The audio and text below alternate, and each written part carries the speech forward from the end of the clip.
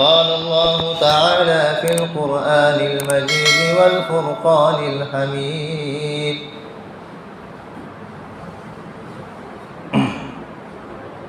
وجعلناكم أمة وسطا لتكونوا شهداء وقال النبي صلى الله عليه وسلم أصحابي كالنجوم بأيهم اقتديتم اهتديتم وفي رواية تمسكوا بها وعضوا عليها بالنواجذ وقال النبي صلى الله عليه وسلم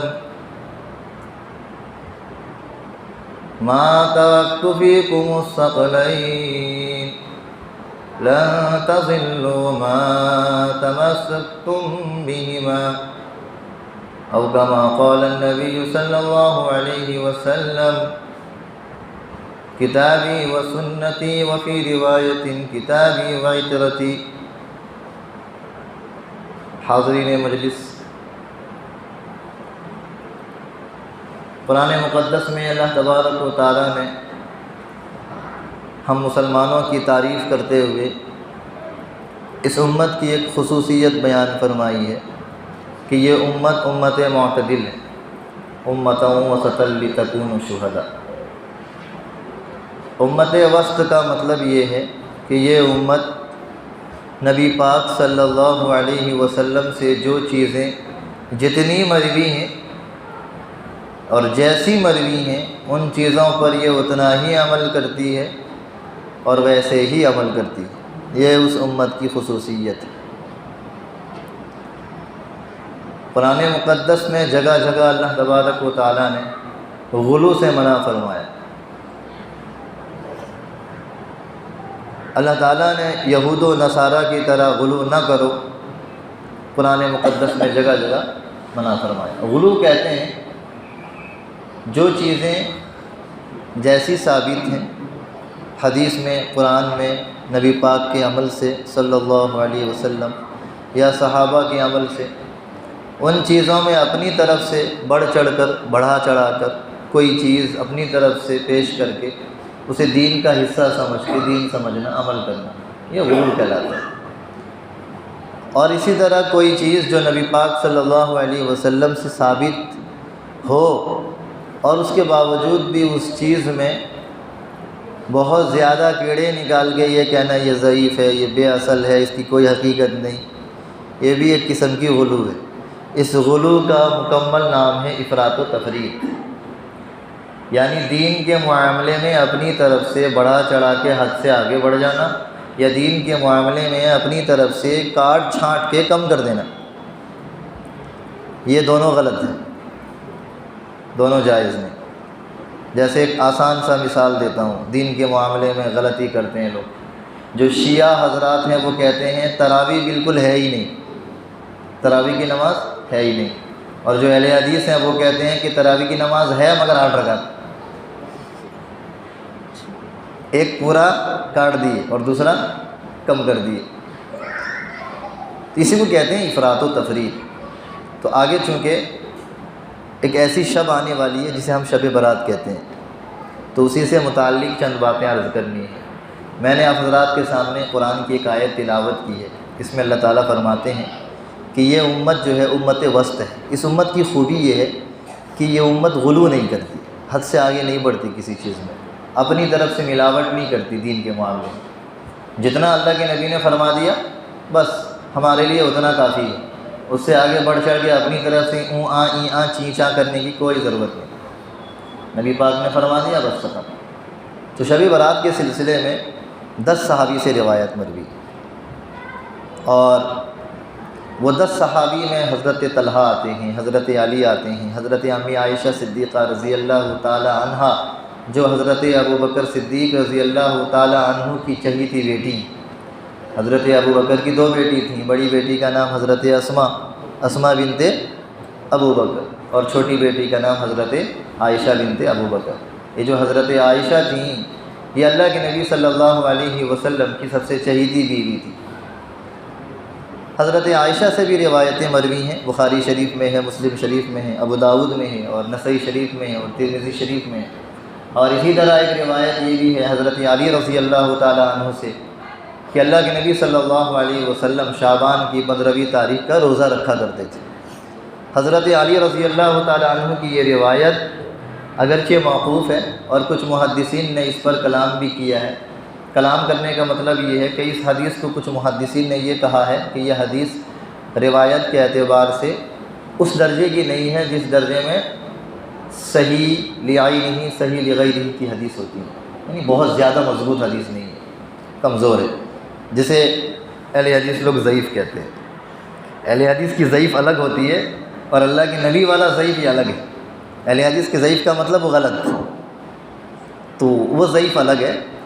ایک اور ضعیف ہے جو محدثین کے نزدیک جسے اصل ضعیف کہتے ہیں۔ ضعیف کا مطلب یہ نہیں بوڑھا ہو گیا، وہ مطلب نہیں۔ ضعیف کا مطلب یہ ہے کہ روایت میں 4 درجے ہوتے ہیں۔ سب سے پہلے نمبر 1 کہ کسی بھی حدیث کے سلسلے میں ہم دیکھیں گے کہ وہ حدیث جس نے نبی سے سنا ہے، اور نبی کے بعد جس نے اسے بیان کیا، اس کے بعد جس نے اسے بیان کیا، اس کے بعد جس نے کتاب میں لکھا، یہ 3-4 لوگ جو ہیں یہ سب اچھے ہیں، نیک ہیں، متقی ہیں، اور ان کا حافظہ یعنی یادداشت، میموری پاور یعنی میمورائزیشن یہ اسٹرانگ ہے یا نہیں، یہ چیک کیا جاتا ہے۔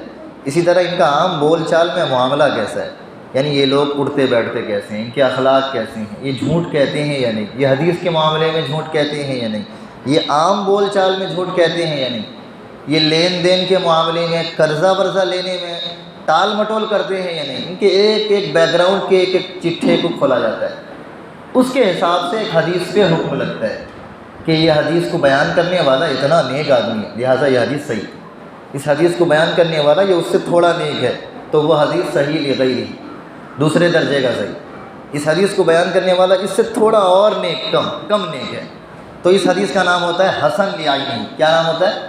حسن لعینہ۔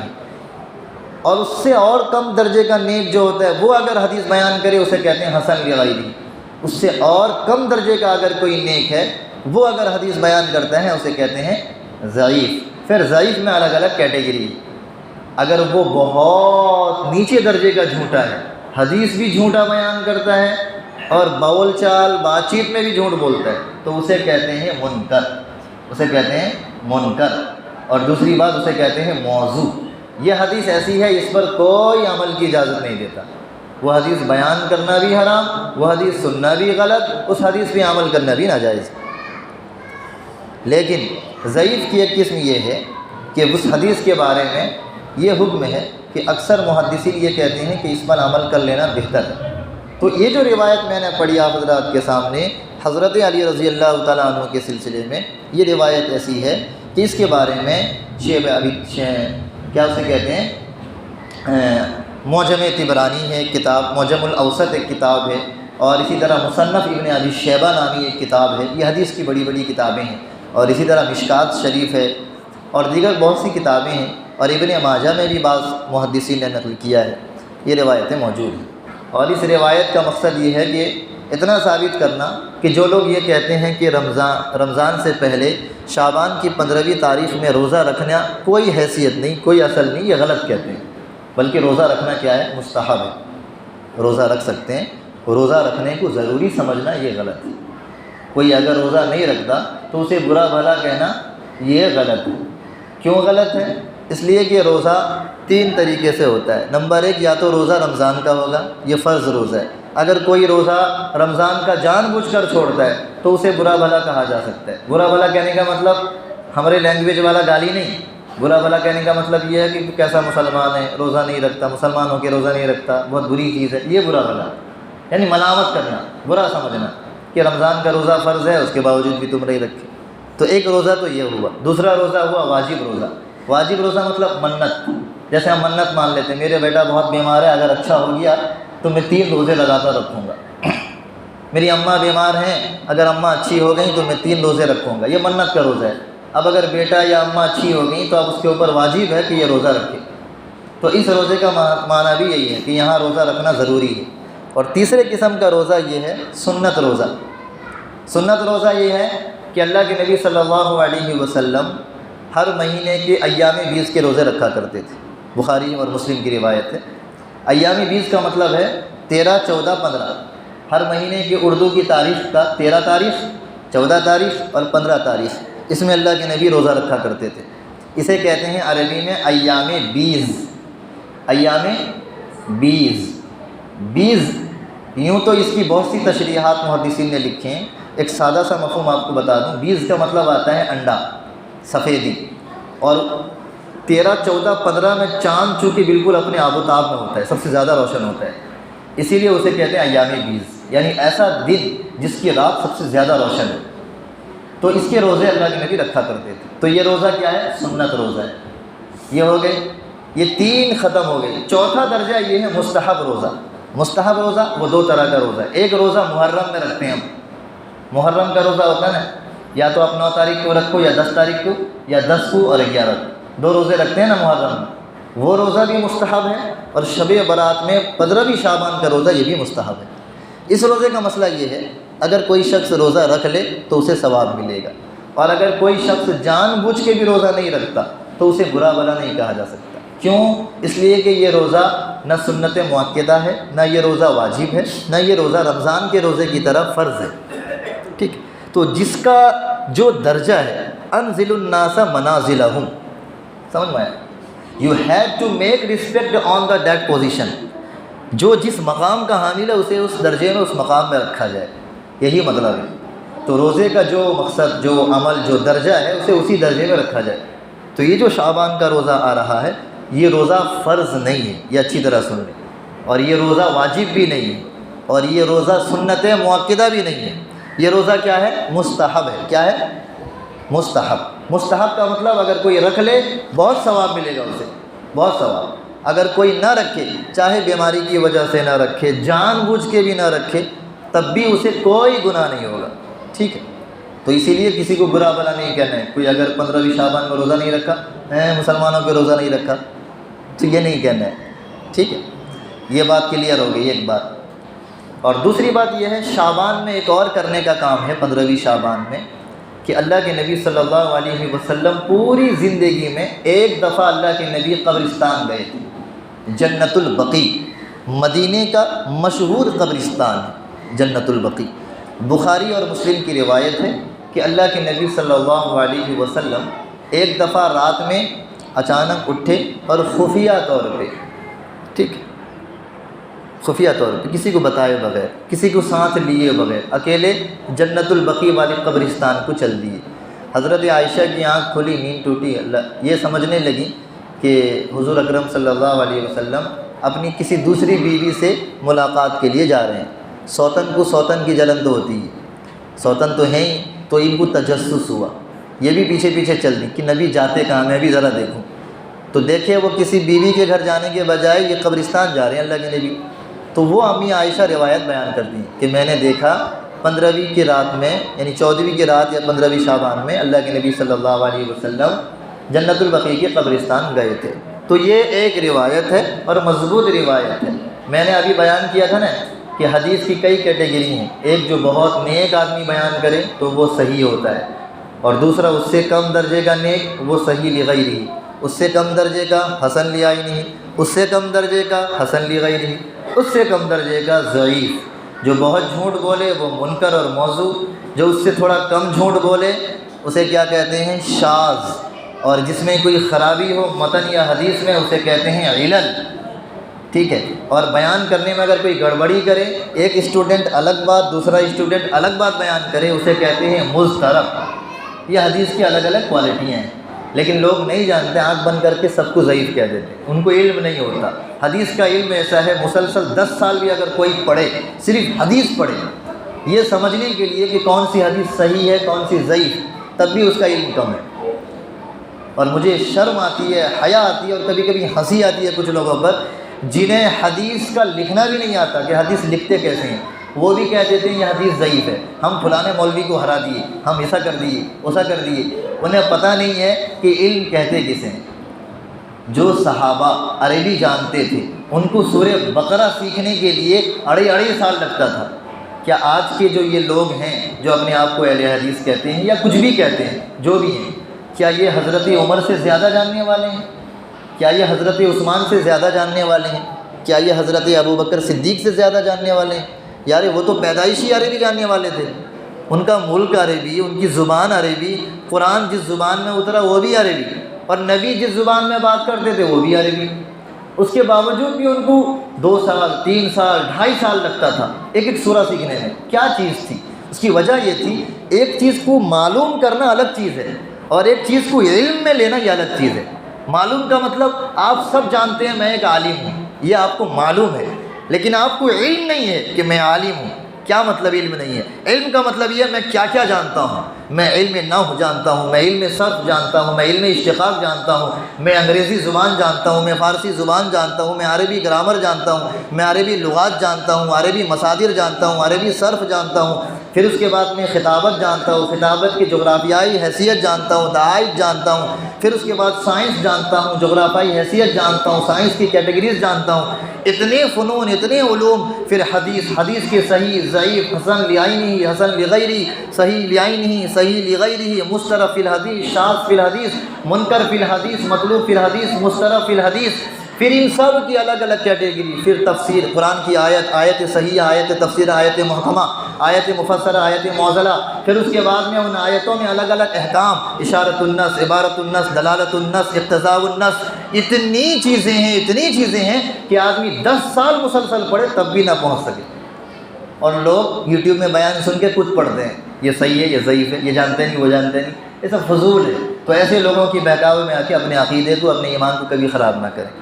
اس وقت ویسے بھی ایمان کے لالے پڑے ہیں، ہمارا ملک ویسے بھی اتنا کنگال ہے کہ قدم قدم پہ ایمان پہ حملے ہیں، تو ایسے موقع میں اپنے ایمان کی حفاظت بہت ضروری ہے۔ فضولیات بکنے والے بکیں گے، ڈگمگانے والے ڈگمگائیں گے، یہ ہر دور میں ہوتے ہیں۔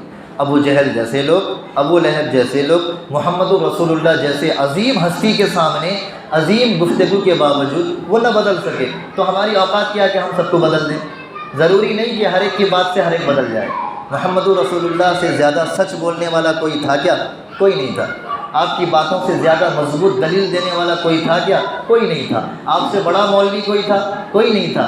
حضور صلی اللہ علیہ وسلم سب سے بڑے مولوی، حضور سب سے بڑے علامہ، حضور سب سے بڑے متکلم، سب سے بڑے مقرر، سب سے بڑے خطیب، سب سے بڑے عالم، اس کے باوجود بھی ابو لہب نہیں مانا، ابو جہل نہیں مانا، عتبہ نہیں مانا، شیبہ نہیں مانا، اور لبید بن عاصم نہیں مانا۔ یہ بڑے بڑے دجال مکر و فرق کرنے والے کفار یہ نہیں مانے۔ تو اسی طرح ہر زمانے میں ایسا ہوتا ہے، کچھ لوگ ماننے والے ہوتے ہیں، کچھ لوگ کیڑے نکالنے والے ہوتے ہیں، کیستے رہتے ہیں، یہ صحیح نہیں یہ صحیح نہیں وہ غلط۔ تو اسی لیے ایسے لوگوں کے بہکاوے میں اپنے ذہن کو، اپنے ایمان کو، اپنے دین کو خراب نہ کریں، یہ بات۔ تو اسی لیے اس شعبان کی 15ویں رات میں اگر آپ جانا چاہیں قبرستان تو جا سکتے ہیں، لیکن جانے کا طریقہ یہ ہے کہ حضور صلی اللہ علیہ وسلم اکیلے گئے تھے۔ کیسے گئے تھے؟ اکیلے، آپ کے ساتھ کوئی نہیں تھا۔ تو جو بھی جائے، ہمارا رواج کیا، ہم بالکل ٹیم بنا کے جاتے ہیں، قبرستان چلتے ہیں، چل نکل قبرستان چلتے ہیں، 10-12 لوگ پورا ہجوم، ایسے لگتا ہے قبرستان کوئی تماشا گاہ ہے، رسم بنا لی۔ یہ طریقہ نہیں ہے۔ صحیح طریقہ یہ ہے، قبرستان جانے کا 2 مقصد ہے۔ نمبر 1، آپ مردوں کے پاس جا کر کے بخشش کریں، ایصال ثواب کریں، ان کو ثواب پہنچائیں، یہ پہلا مقصد۔ دوسرا مقصد یہ کہ اس رات میں آپ کو ایک تڑپ محسوس ہو کہ ایک دن ہمیں یہیں آنا ہے۔ جیسے آج ان کا کوئی پوچھنے والا نہیں، کوئی پرسان حال نہیں، ان کے اپنے سگے بیٹے، باپ، بھائی، سگے شوہر، میاں بیوی جو بھی وہاں دفن ہیں، ان کے سارے رشتہ دار ان کو ایک دن بھلا چکے ہیں۔ سال میں ایک آدھ دفعہ کسی کو یاد آتا ہوگا، مہینے میں کسی کو یاد آتا ہوگا، کوئی اور تازہ ہوگا تو ہفتے میں یاد کر لیتا ہوگا، لیکن جیسے جیسے پرانے ہوتے ہیں تو وہ یاد کرنا بھی چھوڑ دیتے ہیں۔ جو 10 سال پہلے مرے ہیں، آج ان کے گھر والوں کو پوچھو، انہیں یاد بھی نہیں کرتے ہوں گے۔ شروع میں قرآن خوانی بھی ہوتی ہے، 1 سال تک اچھا چلتا ہے، 2 سال تک ٹھیک ٹھاک چلتا ہے، کوئی زیادہ چاہنے والا ہوتا ہے 3 سال تک، اس کے بعد لوگ سال میں یاد رکھتے ہیں بس، اور کوئی تو سال میں بھی یاد نہیں رکھتے، لوگ بھول جاتے ہیں۔ تو ایسی قبرستان میں جب آپ جائیں تو آپ کو اس چیز کا خیال ہو کہ میں یہاں قبرستان میں جو آیا ہوں، ایک دن مجھے یہاں مر کے آنا ہے، لوگ مجھے کندھے پہ اٹھا کے لے کے آئیں گے۔ آج میں اپنی جوانی پہ غرور و ناز کرتا ہوں، اپنی دولت پہ ناز کرتا ہوں، اپنی حیثیت پہ ناز کرتا ہوں، اپنے نام کے پیچھے لگے ہوئے ٹیگ پہ ناز کرتا ہوں۔ ایک وقت آئے گا میری ساری حیثیت ختم ہو جائے گی، اعلان کرنے والا یہ کہہ کے اعلان کرے گا فلانی میت کا جنازہ ہے آپ جائیں، نام تک بھی نہیں لیں گے لوگ۔ یہ حال ہونے والا ہے اور یہ سب کے ساتھ ہونے والا ہے، اس سے کوئی نہیں بچ سکتا۔ آج سے 1 سال پہلے کچھ لوگ ہوں گے جو یہاں ہوں گے شب برات میں، لیکن آج نہیں ہے۔ آج سے 2 سال پہلے کوئی اسی مسجد میں ہوں گے، وہ زندہ ہوں گے، لیکن آج نہیں ہے۔ موت کا کوئی بھروسہ نہیں۔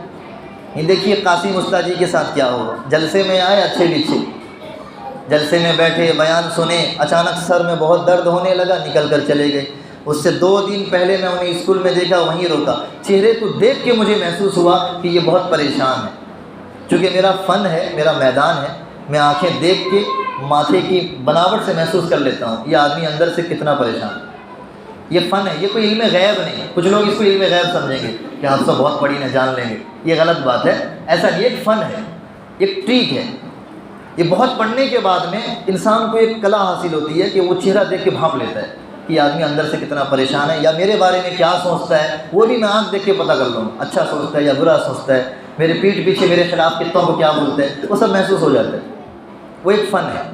تو میں ان کو دیکھ کے محسوس کر لیا، میں فوراً گاڑی پیچھے لیا ریورس میں اور ان سے پوچھا آپ کو کوئی پریشانی ہے، آپ کی طبیعت خراب ہے؟ وہ بولے نہیں طبیعت خراب نہیں، اس سر میں تھوڑا درد ہے۔ میں کہ نہیں بہت تکلیف ہے آپ کو، اب اندر سے ٹوٹے ہوئے لگ رہے ہیں۔ تو وہ مسکرائے، بولے مولانا ہاں واقعی پریشانی ہے، بہت تکلیف ہے۔ ایسے ہی بس خیر خیریت ہوئی، چلے گئے۔ اور 2 دن کے بعد یہ حادثہ ہوا، جلسے میں بیٹھے یہاں سے اٹھ کے گئے اور بہت تکلیف ہوئی، صبح گئے آپریشن۔ تو کوئی کہہ سکتا ہے اس آپریشن کے بعد میں ان کا زندہ واپس آنا یہ بہت بڑا معجزہ ہے، ورنہ 40% کیس میں لوگ واپس نہیں آتے۔ خود ہم سروے کرتے رہتے ہیں، ہمارا یہ لائن ہے، یہ چیزیں ممکن ہیں۔ تو اسی لیے اس دور کے اندر میں ہمارے آنکھوں کے سامنے یہ اللہ جو کراتا ہے نا، یہ اپنی تیاری کے لیے کہ ہمیں ہر وقت اپنی موت کی تیاری میں رہنا ہے۔ تو قبرستان جانے کا دوسرا مقصد کیا ہے؟ اپنی موت کو یاد کرنا کہ ایک دن ہمیں بھی آنا ہے، اور کس وقت آئیں گے اس کا نہ ہمیں پتہ، نہ ہمارے گھر والے کو پتہ، نہ گاؤں کے امام صاحب کو پتہ، کسی کو پتہ نہیں۔ اچانک ٹپک سکتے ہیں، سوتے سوتے ٹپک سکتے ہیں، گاڑی چلاتے چلاتے مر سکتے ہیں، جاتے جاتے مر سکتے ہیں، عید کی نماز پڑھتے پڑھتے ایک امام صاحب مر گئے۔ گزشتہ سال ہوا تھا نا، پچھلے سال ایک جگہ کہاں پر عید کی نماز کے لیے ہاتھ اٹھائے، ہاتھ اٹھاتے ہی انتقال ہوئی ہے۔ تو اللہ تعالیٰ اور کیا دکھائے جس سے ہمیں سمجھ میں آئے کہ ہمیں آخرت کی تیاری کرنی ہے۔ تو ہر وقت انسان کو تیار رہنا ہے، یہ دوسری چیز۔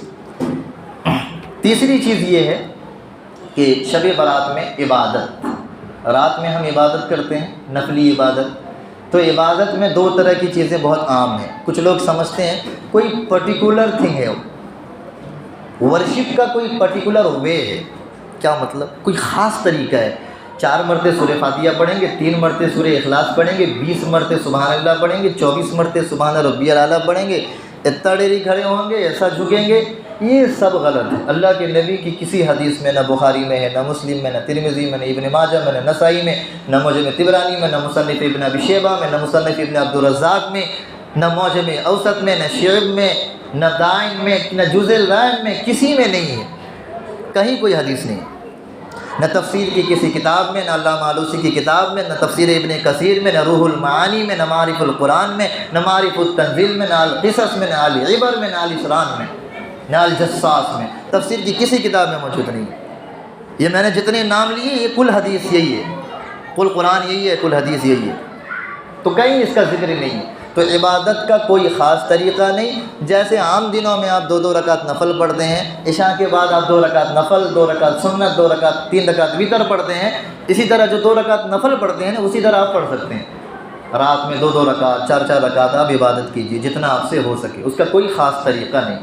جیسا عام دنوں میں آپ نماز پڑھتے ہیں، پہلے سورہ فاتحہ پڑھتے ہیں، پھر کوئی سورہ پڑھتے ہیں، دوسری رکعت میں بھی پہلے سورہ فاتحہ پڑھتے ہیں، کوئی دوسری سورت پڑھتے ہیں، ایسی نماز پڑھنا ہے۔ تلاوت کثرت سے کرنی ہے، ذکر کرنا ہے، اور ذکر کے بارے میں افضل الذکر لا الہ الا اللہ، سب سے افضل ذکر کیا ہے؟ لا الہ الا اللہ، اللہ کا نام لینا۔ اللہ کے سوا کوئی معبود نہیں، اللہ اکیلا ہے، میں گواہی دیتا ہوں محمد اللہ کے رسول اور اس کے بندے، یہ پڑھنا ہے۔ اور کوئی دوسری تسبیح اگر آئے گا وہ بھی پڑھ سکتے ہیں، سبحان اللہ، الحمدللہ، استغفر اللہ، لا الہ الا اللہ، لا حول ولا قوت الا باللہ، ان سب میں ثواب ہے۔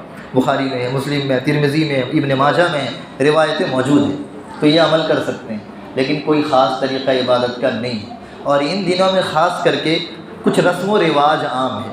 ہم چونکہ ہندوستانی مسلمان ہیں، ہمارا مسلمان اور ترکی کا مسلمان یہ تھوڑا سیم ہے، ہم میں اور ان میں تھوڑی سملیرٹی ہے۔ اس کی وجہ یہ ہے ترکی میں ایک بادشاہ گزرا ہے کمال پاشا. کمال پاشا کے دور میں ترکی میں بہت عریانیت آئی تھی. اتنی عریانیت کہ اس نے سیکولر بنانے کے لیے ایڑی چوٹی کا زور لگایا، اور مسلمان کو اتنا خوف آ گیا کہ مسلمان اپنے آپ کو مسلمان کہنے سے بھی ڈرتے تھے. وہ دور آیا ہے ترکی میں. سلطنت عثمانیہ کا جب باغ ڈور انگریز کے ہاتھ میں چلا گیا اور سلطنت عثمانیہ کے سارے ممالک پہ قبضہ غیروں کا ہو گیا، تو وہاں پر کمال پاشا کو بٹھایا گیا. تو وہاں سے ایک دور ایسا آیا کہ یہ ظلم و زیادتی ہوئی. تو ان میں یہ بدعت آئی جو بدعت ہم میں ہے. ان میں بھی ایسی، ان کے مولوی کھڑے ہو کے ایسے ایسے لٹکتے رہتے ہیں، تسبیح ہاتھ کو ایسا پکڑ کے ایسا ایسا جھولتے رہتے ہیں، عجیب عجیب چیزیں پڑھتے رہتے ہیں جو قرآن میں حدیث میں کہیں نہیں ہے. ان کا وہ اپنا بنایا ہوا ہے. تو یہ اس لیے ہوا چونکہ وہاں پر ایک زمانے میں ارتداد آیا تھا، کفر کا زور تھا. تو ہمارا ملک یہ بھی دارالکفر ہے، اس میں بھی ارتداد آیا ہے، اس میں بھی ظلم و زیادتیاں ہوئی ہیں، اس میں بھی غیروں کا قبضہ رہا ہے. ہزاروں سال تک غیروں نے حکومت کی. تو یہاں پر بھی چونکہ اسلام صحیح طریقے سے جو پہنچنا چاہیے وہ پہنچا ہے، مگر سب تک نہیں. لوگوں نے اپنی طرف سے کچھ مکس کر دیا اس میں. تو اس لیے شعبان میں کچھ چیزیں جو اپنی طرف سے مکس ہیں اسے نہیں کرنا ہے. وہ حلوہ بنانا، دعوت دینا، رسم و رواج کرنا، نئے کپڑے سلوا کے ایک دوسرے کو تحفے دینا، ایک دوسرے کو دعوت دے کے اپنے گھر بلانا اور اس کو ثواب سمجھنا. ایسے بلا سکتے ہیں کسی کو بھی دعوت دے کے مہمان کو آ گئے، لیکن اس کو ثواب سمجھنا یہ غلط ہے. یہ سمجھنا کہ یہی نبی کا طریقہ تھا کہ نبی بھی شعبان میں 15ویں شعبان میں شب برات میں کسی کو دعوت دیے ہوں، تو یہ طریقہ غلط ہے. میٹھا چیز پکانا، میٹھا چیز شیرنی سمجھ کے فاتحہ کر کے اسے بانٹنا اور کثرت سے قرآن خوانی میں بلانا. اور مجھے